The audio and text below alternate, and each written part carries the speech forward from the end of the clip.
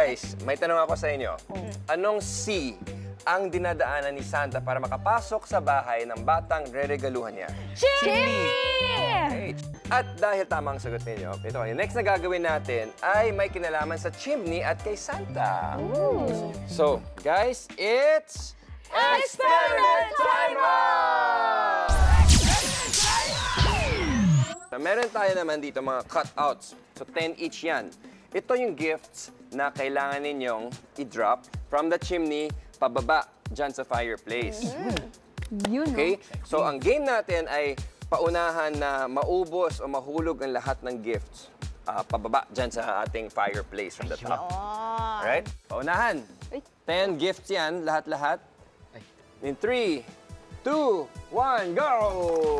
Okay, that's good, that's good. Yeah. 1. Okay.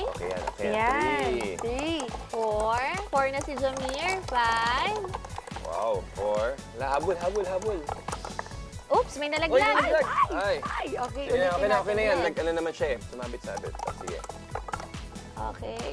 7. Ay, okay. Okay. Oops. Uy! Nice. Ayan na. Last one na lang si Ano, bilis mo, Jamir. Okay, tapos na si Jamir. Regalo sa mga bata. And our winner is Jamir the Border! Nice one! Yeah, nice one! Gravity ang humihila sa lahat ng bagay papunta sa center of the Earth. Ang konsepto ng gravity ay binuo ni Sir Isaac Newton noong 1680s at tinawag niya itong Universal Law of Gravitation.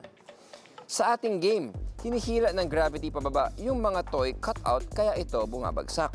At dahil may mass o bigat ang nahuhulog na toy cutouts at meron ding velocity o bilis ng pagbagsak, nagkakaroon ito ng momentum para tuloy-tuloy ang pagbagsak nito hanggang umabot sa ibaba ng chimney.